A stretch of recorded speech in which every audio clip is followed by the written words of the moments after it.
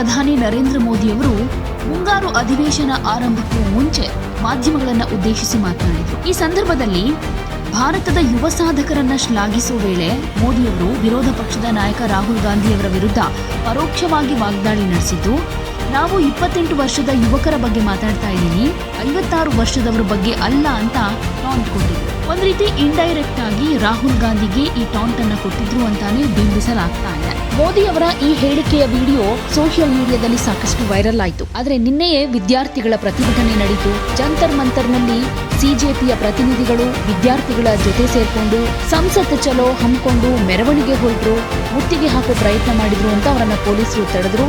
ಪರಿಸ್ಥಿತಿ ಕೈಮೀರಿ ಹೋದಾಗ ಲಾಠಿ ಚಾರ್ಜ್ ಮಾಡಬೇಕಾಯಿತು. ಈ ವಿಚಾರಕ್ಕೆ ಈಗ ವಿರೋಧ ಪಕ್ಷದ ನಾಯಕ ರಾಹುಲ್ ಗಾಂಧಿ ರಿಯಾಕ್ಟ್ ಮಾಡಿದ್ದಾರೆ. ಮೋದಿ ವಿರುದ್ಧ ತೀವ್ರ ವಾಗ್ದಾಳಿಯನ್ನು ನಡೆಸಿದ್ದಾರೆ. ಭಾರತದ ಇತಿಹಾಸದಲ್ಲೇ ನರೇಂದ್ರ ಮೋದಿ ಅತ್ಯಂತ ಯುವಜನ ವಿರೋಧಿ ಪ್ರಧಾನಮಂತ್ರಿ ಅಂತ ಆರೋಪ ಮಾಡಿರುವವರು ನ್ಯಾಯಕ್ಕಾಗಿ ಧ್ವನಿ ಎತ್ತುತ್ತಾ ಇರೋ ವಿದ್ಯಾರ್ಥಿಗಳಿಗೆ ಉತ್ತರಗಳ ಬದಲು ಲಾಠಿ ಏಟ್ ಸಿಗ್ತಾ ಇದೆ, ಅರೆಸ್ಟ್ ಮಾಡಲಾಗ್ತಾ ಇದೆ ಅಂತ ಹೇಳಿದ್ರು. ತಮ್ಮ ಸೋಷಿಯಲ್ ಮೀಡಿಯಾ ಎಕ್ಸ್ನಲ್ಲಿ ಇದನ್ನ ಶೇರ್ ಮಾಡಿಕೊಂಡಿರೋ ರಾಹುಲ್ ಗಾಂಧಿ, ಪರೀಕ್ಷೆಯಲ್ಲಿನ ಅಕ್ರಮಗಳನ್ನು ತಡೆಯುವಲ್ಲಿ ಕೇಂದ್ರ ಸರ್ಕಾರ ಫೇಲ್ಯೂರ್ ಆಗಿದೆ, ಜೊತೆಗೆ ಶಿಕ್ಷಣ ಸಚಿವ ಧರ್ಮೇಂದ್ರ ಪ್ರಧಾನ್ ಅವರ ರಾಜೀನಾಮೆ ಕೇಳೋದಕ್ಕೂ ಕೂಡ ಪ್ರಧಾನಿ ಮೋದಿ ರೆಡಿ ಇಲ್ಲ ಅಂತ ಕಿಡಿಕಾರಿದ್ರು. 152 ಪ್ರಶ್ನೆ ಪತ್ರಿಕೆ ಸೋರಿಕೆಗಳಾಗಿವೆ, 7.5 ಕೋಟಿ ವಿದ್ಯಾರ್ಥಿಗಳು ಬಲಿಯಾಗಿದ್ದಾರೆ. ಆದರೆ ಒಬ್ಬ ಅಪರಾಧಿಗೂ ಕೂಡ ಶಿಕ್ಷೆಯಾಗಿಲ್ಲ. ಶಿಕ್ಷೆ ಅನುಭವಿಸ್ತಾ ಇರೋರು ಮಾತ್ರ ಕಷ್ಟಪಟ್ಟು ಓದ್ತಾ ಇರೋ ವಿದ್ಯಾರ್ಥಿಗಳು. ಶಿಕ್ಷಣ ವ್ಯವಸ್ಥೆ ಬಗ್ಗೆ ನ್ಯಾಯಸಮ್ಮತವಾಗಿ ಪ್ರಶ್ನೆ ಕೇಳಿದ ಮಕ್ಕಳಿಗೆ ಉತ್ತರದ ಬದಲು ಲಾಠಿ ಏಟು ಕೊಡಲಾಗ್ತಾ ಇದೆ. ಪ್ರಶ್ನೆ ಕೇಳಿದ ವಿದ್ಯಾರ್ಥಿಗಳನ್ನ ಎಳೆದು ಹೊಡೆದು ಬಂಧಿಸಲಾಗ್ತಾ ಇದೆ. ಈ ಸರ್ಕಾರ ಯುವ ಜನರನ್ನ ಫೇಲ್ಯೂರ್ ಮಾಡ್ತಾ ಇಲ್ಲ, ಅವರ ಮೇಲೆಯೇ ದಾಳಿ ಮಾಡ್ತಾ ಇದೆ. ಈ ದೇಶದಲ್ಲಿ ಯುವಕರೇ ಬಹುಸಂಖ್ಯಾತರು. ನರೇಂದ್ರ ಮೋದಿ ಭಾರತ ಕಂಡ ಅತ್ಯಂತ ಯುವಜನ ವಿರೋಧಿ ಪ್ರಧಾನಿ. ದೆಹಲಿ ಬೀದಿಗಳಲ್ಲಿ ನಡೀತಾ ಇರೋ ಹುಡುಗಿಯರು ಅಪರಾಧಿಗಳಲ್ಲ, ಅವರು ತಮ್ಮ ಹಕ್ಕುಗಳನ್ನ ಕೇಳ್ತಿದ್ದಾರೆ, ಅದರಲ್ಲಿ ತಪ್ಪೇನಿದೆ? ವಿದ್ಯಾರ್ಥಿಗಳ ಮೇಲೆ ಈ ರೀತಿಯಾಗಿ ಲಾಠಿ ಚಾರ್ಜ್ ಮಾಡೋದು, ಅಶ್ರುವಾಯು ಸಿಡಿಸೋದು ಪ್ರಜಾಪ್ರಭುತ್ವವಲ್ಲ, ಅದು ಭಾರತದ ಸಂಸ್ಕೃತಿಯೂ ಅಲ್ಲ. ನಮ್ಮ ಶಿಕ್ಷಣ ವ್ಯವಸ್ಥೆ ಹೇಗೆ ನಡೀತಾ ಇದೆ ಅನ್ನೋದ್ರಿಂದ ಜನ ಬೇಸತ್ತಿದ್ದಾರೆ. ನಮ್ಮ ಶಿಕ್ಷಣ ವ್ಯವಸ್ಥೆ ಹಾಗೆ ವಿವಿಧ ಸಂಸ್ಥೆಗಳು ಒಂದೇ ಸಂಘಟನೆಯ ಪ್ರಭಾವಕ್ಕೆ ಒಳಗಾಗಿವೆ ಅನ್ನೋ ಭಾವನೆ ಕೂಡ ಜನರಲ್ಲಿ ಜಾಸ್ತಿ ಆಗ್ತಾ ಇದೆ. ನಾವು ಈ ವಿಷಯವನ್ನ ವಾರಗಳಿಂದ ಅಥವಾ ತಿಂಗಳಿಂದ ಮಾತ್ರ ಅಲ್ಲ, ಹಲವು ವರ್ಷಗಳಿಂದ ನಿರಂತರವಾಗಿ ಪ್ರಸ್ತಾಪ ಮಾಡ್ತಿದ್ದೀವಿ. ಆದರೆ ಮೋದಿಯವರು ಈ ದೇಶದ ಯುವ ಜನತೆಯ ಧ್ವನಿಗೆ ಗೌರವ ಕೊಡ್ತಾ ಇಲ್ಲ. ಅವರು ನಂಬಿರೋದು ಅಸತ್ಯ, ಅಹಿಂಸೆಗೆ ವಿರುದ್ಧವಾದ ತತ್ವಗಳ ಬಗ್ಗೆ. ಅವು ಭಾರತದ ಮೂಲ ಮೌಲ್ಯಗಳಿಗೆ ವಿರುದ್ಧವಾಗಿವೆ ಅಂತ ಮೋದಿ ವಿರುದ್ಧ ವಾಗ್ದಾಳಿಯನ್ನು ನಡೆಸಿದ್ದಾರೆ. ये काम करके दिखाया है.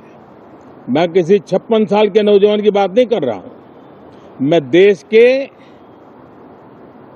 ये स्टार्टअप ने 28 के एवरेज वाले नौजवानों ने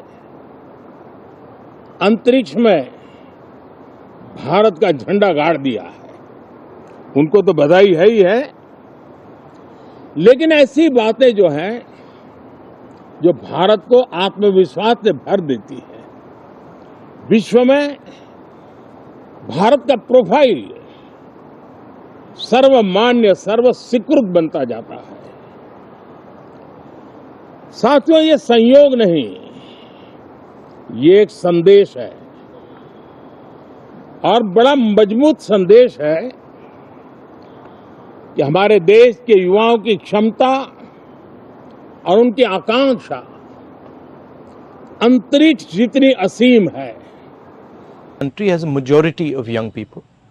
Prime Minister Modi is the most anti-youth Prime Minister India has ever had. The boys and girls who are walking the streets of Delhi are not criminals.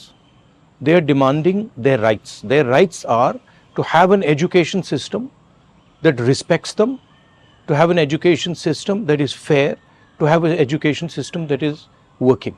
There's absolutely nothing wrong in what they're doing, and it's disgusting what the government is doing and what the police is doing. This is absolutely no way to behave. Tear gassing students, lathi charging students is not democratic.